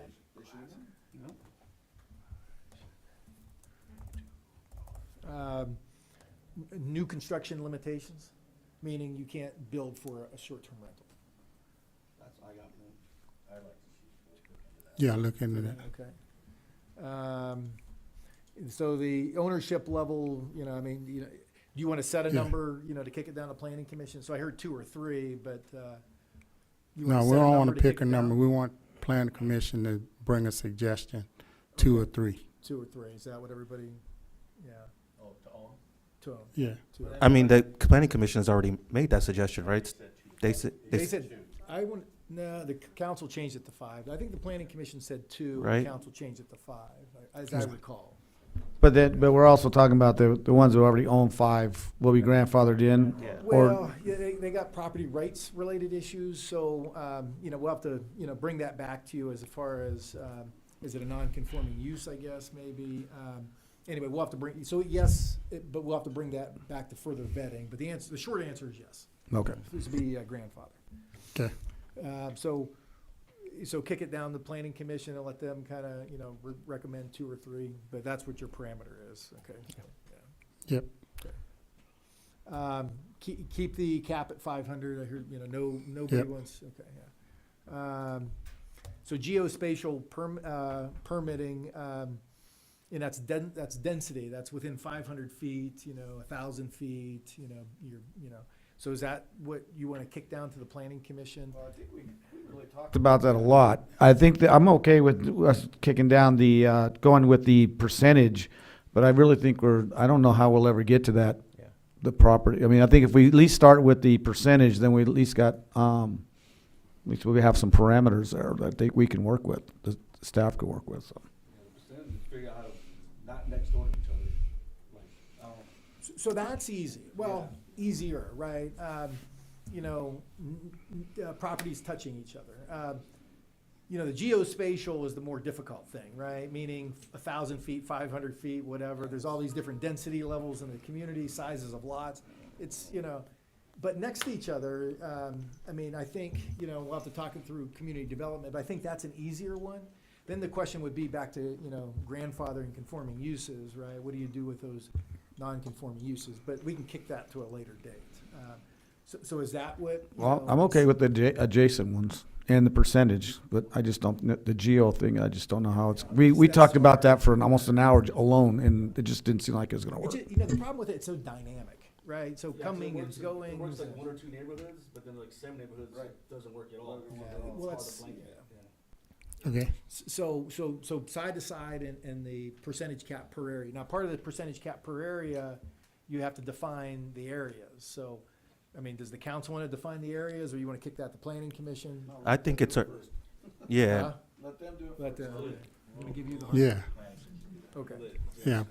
Yeah. Yeah. Okay. I think a good start is to start at the established neighborhoods and work out from those neighborhoods. Like maybe, for example, we know, we're going to define what Indian Cove is, and then maybe push it a little bit more to the Indian Cove sphere of influence, which would mostly be the the western part of town. I think that's a good way to start. Got that, Jim? Okay. I'll save it for the. Okay, all right. Yeah. We got another route. Yeah. Then I think that's all my notes. Bringing in the subcommittee notes, I think it was mentioned. So those are all the notes that I have. That's everything you got, Key? Yep. Okay. So staff has direction. All right, thank you. All right, number 9, Tourism Business Improvement District. Well, thank you, Mr. Mayor, members of the council. The item in front of you, kind of piggybacking off of, fast forward here, sorry, it's a big staff report. I have a little technical issue of, okay, here we go. So piggybacking off of last week in the PAC. Last week, as you recall, not last week, last meeting, as you recall with the PAC, we were trying to set up some parameters, if you will, to the organization. And I thought it was appropriate also to do the same with the T-bid as well. And so what's in front of you is recommendations or ideas, looking for policy guidance, and a little bit of background, I should start off with. So our T-bid, our Tourism Business Improvement District, Visit 29, is a voluntary tax, voluntary fee. Sometimes I even get messed up in that. Voluntary fee. It's in the Streets and Highway Code that allows the owners of who's paying into it to voluntarily say, yes, they want to assess themselves for the benefit of tourism. So the ordinance that has created has in there very generically that you will have an advisory committee of those paying into the T-bid, period, right? I'm paraphrasing, but that's generally what it says. So there's no meat to it, if you will. So I think we need to have a little bit of meat to it, if you will. So some of the recommendations is, as the council has limits, as the planning commission has limits, as the PAC now has limits, that the T-bid has limits as well, 4-year terms. Now that doesn't mean limits, meaning that your term limit, that, you know, you can get reappointed, as we did most recently with the planning commission. Max Walker and Jason Dixon got reappointed, right? So you can do that same with the T-bid, but it'll be 4-year terms. You got to reapply, you got to get reappointed. So staff is recommending that to be consistent with the others. Same appointment process as the planning commission, and we have been operating that way with a T-bid. So 2 members of the council reviews the applications, could be the returning member or a new applicant, and then you recommend to the full body. So item number 3 is just going to the beginning of the T-bid. As you recall, in the beginning of the T-bid, vacation home rentals really weren't a thing at that time in the beginning of the T-bid. There was maybe a handful of them. Ann was probably out there, right? But maybe there wasn't many. And so when we created the T-bid, the majority that was paying in was large hotels. When I say large hotels, that means your payments to TOTs, because that's how it's structured. So we said 3, so 3, a super majority of the 5-member board should be larger hotels because they pay the bulk of the assessment. So they should have, the lion's share say in it. Then it was a vacation home rental and currently like a boutique hotel. Well, things have completely changed now. Now, was it 7 years plus later, it's actually almost 50% vacation home rentals, 50% hotels as far as what's paying into the T-bid. So with that dynamic, I think it should be, again, recommending that it should be 2 large hotels, 2 vacation home rentals, and maybe 1 at large. So that would make up the 5 that is out there. Again, just a recommendation. Another thing, and actually something we got to correct and have further dialogue with the PAC on, is just like the council and the planning commission, you got staggered terms, right? You don't want the whole 5-member body in 1 year to be gone, right? You'll have no consistency. So you should have some 2-year 2 members up, then 3 members up 2 years later. So it's always kind of staggering. So I put in there as number 4. Those are the 5 members. I don't know if you have any recommendation of who is, going to be up in 2 years, let's say in 2024, right? Yeah, 2024, and who will be up in 2026, or maybe just kick it down to the T-bid and kind of let them kind of figure it out. But I think that's something that needs to be established. Then finally, again, similar to the PAC, residency. Is there any, residency requirement to be on the T-bid board? You own a business here, is that enough? You own your hotel here, is that enough? And so, yeah, staff is just posing that because, again, some of those things aren't defined in the ordinance. We want to further define them as we talked about that in the PAC. So that concludes my staff report, and I'd be happy to answer any questions. Any questions for staff? Okay, I got 1 green slip. Vino? Thank you, Mayor. Thanks. In fact, I have questions for the city manager. Mayor, in fact, I think we're hitting almost a decade with this T-bid. And I met with you and the city manager in Long Beach, and we were promised that the city of 29 Palms would be branded. I don't know what to tell people why you should come here. In fact, I've stood here numerous times and said that, the clientele I'm getting is not the tourists, and I feel like I'm giving you my money just for nothing. And God has finally made me prove my case. I house the homeless, and I'm paying 1.5% towards the T-bid, which I am collecting. Now the homeless, did they really pay into it? And I have a lot of guests like that. And I met with Mayor Pro Tem and the city manager in December. I was totally surprised to find out that our Tibet director worked for 29 Palms Inn as a salesperson. And what has happened is the Tibet has not done anything for us as assisting hoteliers. I took the initiative myself during COVID to go out and do my own marketing. It's something that I've met with the Tibet director, told them. Councilman Dan Mintz told me, why don't you go to the Tibet and ask questions? When I came, they would take the fifth. They wouldn't even answer the questions. And at one stage, the city manager and the Tibet director, Rakesh Mehta, they both ganged up on me. I can't talk. I said, guys, come on.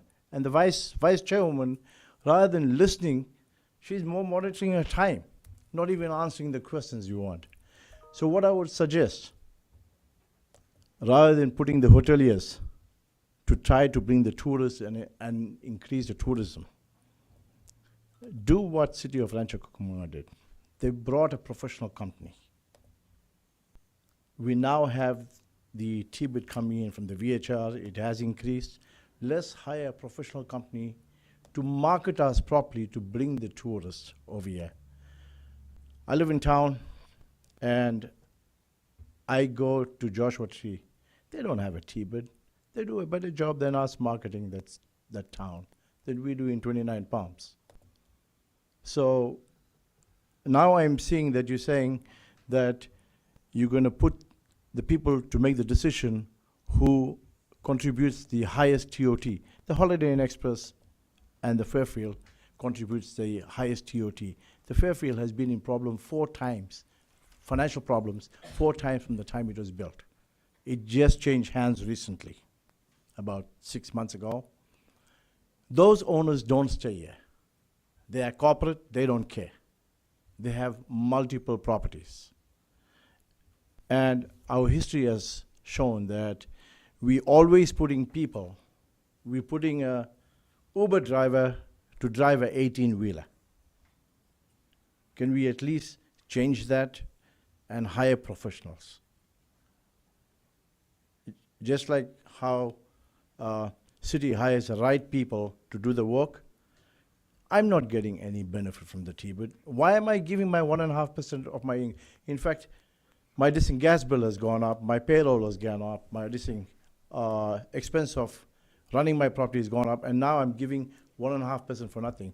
And for me, it's a major conflict of interest when I found out that Brianna, who worked for 29 Palms Inn as a salesperson, and we also have the owner of 29 Palms Inn sitting on the Tibet board. And do we put people who own vacation rental and hotels to sit on the Tibet board and advise us? These are some things that you'll need to look into it. I'm not against the Tibet mayor. Thanks. All right, I have no more green slips. All right, let's bring it back to the council. Are we talking about the Tibet that realignment business owners? Where you could put them on the board or just? All business owners? Yeah. Well, they don't pay into it. Okay. They're just part of the. Yeah, so that they wanted to pay into it, the answer is yes. And, you know, a while back ago when Project Phoenix first started, I met with a lot of the business owners in the downtown, actually, and which now is part of the DBA, and recommended to them to join the T-bid, but they had to, you know, pay into it. So they would have to increase their sales tax or some other mechanism to pay into it. But they didn't want to do that. You know, there are some, Mammoth and, I know Mammoth definitely, maybe Big Bear, their T-bid includes restaurants and other things, but they pay into it, so.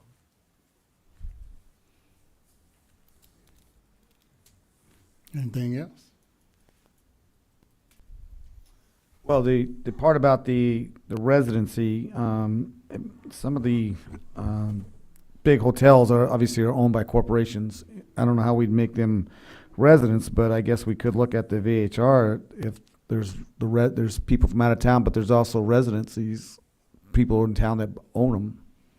If we wanted to say at least one of them had to be, and that's if they'll apply. I mean, we still got to get people to apply. If we don't get nobody from the big hotels that want to be on the T-bid, then it's going to start just trickling down to the next like that. So it's just going to be a matter of who will also apply.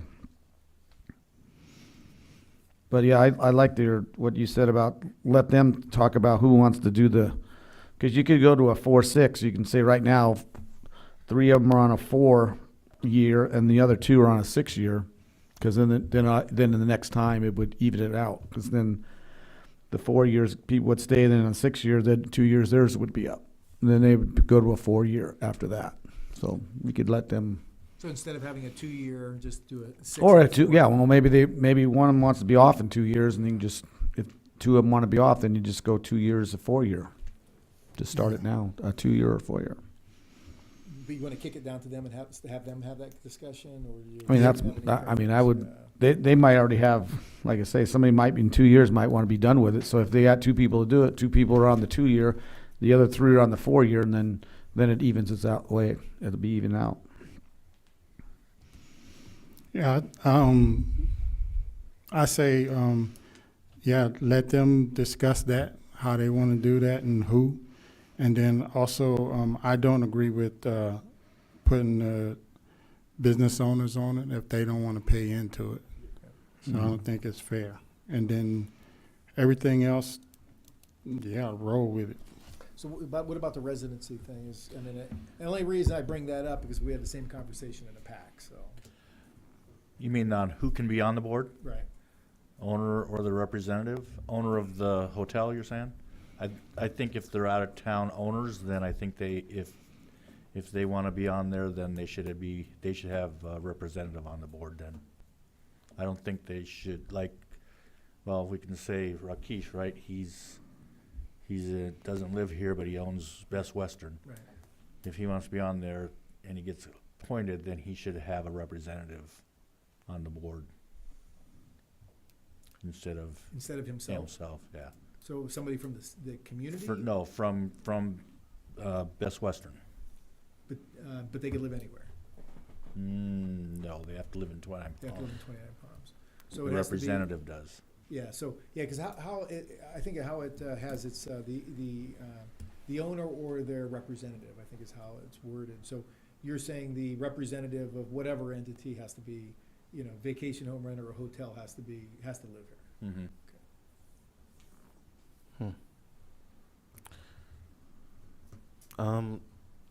That's interesting. I don't know how I feel about that one yet. I don't. I think because it's important to have the owners of the hotel actually be on the T-bid and not just a representative, because I think there's more. They have more stake in the game, and I think that. I mean, I don't know if a residency requirement is needed for a business owner who actually owns a business here. Because they're already vested in the community by owning a business here. So I think it might be a little redundant to also ask for them to live here as well.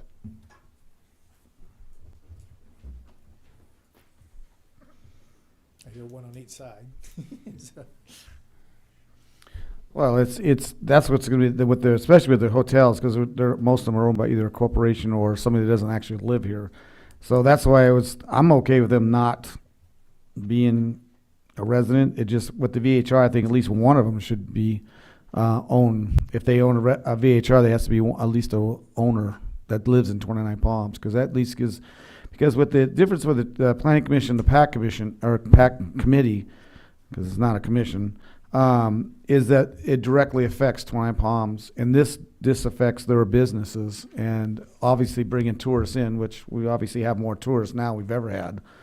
So I'm okay with the hotel owner, but at least I would like to see at least one of the VHR has to be living in town. If it might, and the other one might be one of the guys, the one that owns 5 of them. They might be on it because he's putting in the most, but But I just think that one of them should at least be in One out of town. two VHRs. One out of the two VHRs live in town. That's just my suggestion. I agree with my colleague, Councilman Klink. I mean Mintz. What? You do too? What? What they said? Is this about the two large hotels, two VHRs, and one at large? Well, yes and no. So it's Or about is it who's number on, 5? who's on the board. And so what I think I heard of the two VHRs, one of the two VHRs on the board has to live locally. Then the hotels could live, basically wherever. I think that's right. Is that what I heard? Well, if you got 2, then I need look 3. into it. Oh. Yes, There you okay. go. So staff's got that direction. I can live with So we'll work on that. All the items in front of us. So staff has direction. So thank you. On the Thank- on the years, is this starting over 4 years? Well, so Some of these have been on here for 6 years. Yeah. 7 years, so. Yeah, so it's like starting. next year will be their 4th year, because they already have time served, and someone else have the following year, them two will start, or vice versa. So as what I heard anyway is I'll go back to the T-bid and try to, so 2024 is the next, I know Councilmember Mintz brought up 6 years or 4 years, but the alternative too is really 1.5 years, because November 2024, and I think the Planning Commission turns over in just right after that, right? And so I think we'd go in that same time frame, so beginning of 2025. That would be the first. Well, yeah, that's still part of it. Or we can go with Councilmember Mintz. What he brought up is 6, so it wouldn't be in the 2 years. It would be in. So it'd be in 2000. I got to do my math here. Where are we at? No, we'll go with the 2. 2. Yeah. So, okay. Yeah. So I would say the 2 that have the most years on the board right now need to put in for reassignment next year. And then the other 3 will be 2 years later, when we have 3 going off on the council Yeah, as so well. that's Rakesh and Ash have been on the longest. Okay. So that would be. 2024, and then 2026 is when the 3. The other 3. will- So it'd be, yeah, so put it almost like on, it'll be like 3.5 years, 1.5 and 3.5 years. Then that would get us on a cycle with everybody else. So that's a great suggestion. Is that what Yeah. you recommend? Yes, I'm good with that. Okay. All right. Staff has guidance. Future council initiated items. Anybody? I saw the lady from the base, and she was the one that was going to look into how the banners. I know, I saw that. I was hoping she'd stay for the banners, seasonal banners for the military, and wanted to see if she was getting anywhere with those. She hasn't gotten back to us, so, I mean, she did give us a little bit of information on it, but we don't have. Okay, maybe can you call her and see where it's at, and get an update next meeting? If that's all right. Okay. Everybody else good? Public comment. This is the time for the public to address the city council on issues within the jurisdiction of the city council that are not on this agenda. All comments are to be directed to the city council and shall not consist of any personal attacks. Members of the public are expected to maintain a professional, courteous decorum during their comments. There is a time limitation of 3 minutes per person. If you haven't already done so, please fill out name and address slips and give them to the city clerk. The city council is prohibited by state law from taking action or discussing items not included on this printed agenda. Public comments on specific agenda items will be deferred until consideration of the item on the agenda. All right. Astrid Johnson. She gone. Jim Kruschak.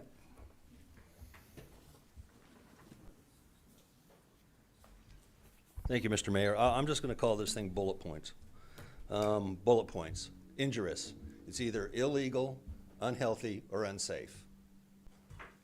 The other item I noticed when we were looking at eminent domain, we wanted to, one of the statements in the staff study was eliminate physical and economic blight, stimulate growth, increase employment.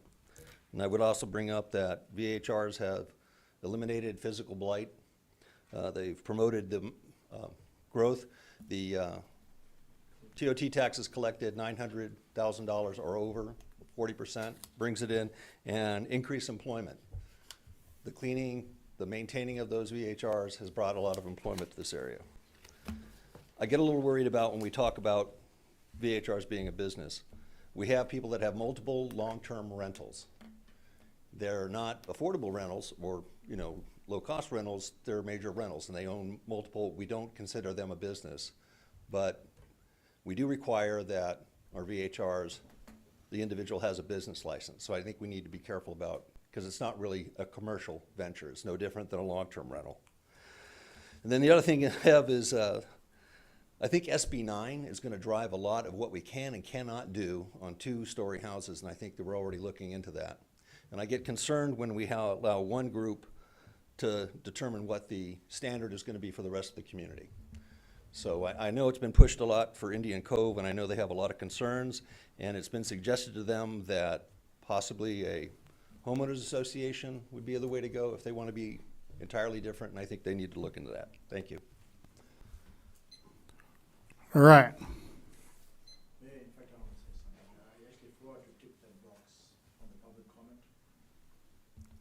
Okay. I want to actually thank the city manager and the council for housing the homeless. It was a very noble thing to do. In fact, the weather was, terrible. I landed into town and I walked outside, and the cold cut me so bad that I had to run back in and look for my lotion because my hands all started to itch. It was a very, very noble thing to do, and like Astrid said, the people took a shower. I've seen some guys when they walked in, and then the next day I saw them, they would qualify for the most eligible bachelor in town. That was nice. I mean, you know, I smile just like you, Councilman Jolkling, when you see somebody cleaned up and looking nice. They're human beings, you know. Today is their turn. Tomorrow might be mine, might be yours, might be not our turn, but might be somebody very close to us. It was a good thing you all did. Thanks. Thank you. City manager update. So council will be happy to hear. I got nothing because I thought this meeting was gonna be a long meeting with VHRs, so I didn't prepare any, you know. Right. All right. I'm gonna get a compliment. I want to wish the youth basketball all-stars won the Needles this weekend. Best of luck. All the teams are going out represent our city. All right. Support them. This meeting's adjourned.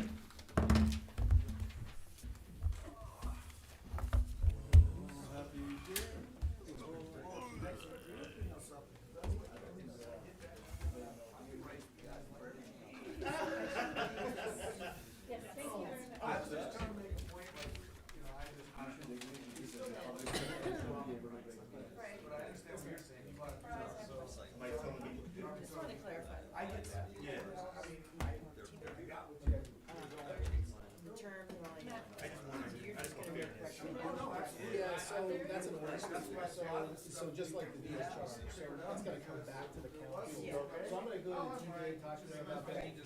Once I kind of get that all, we're gonna come back to the council. Yeah,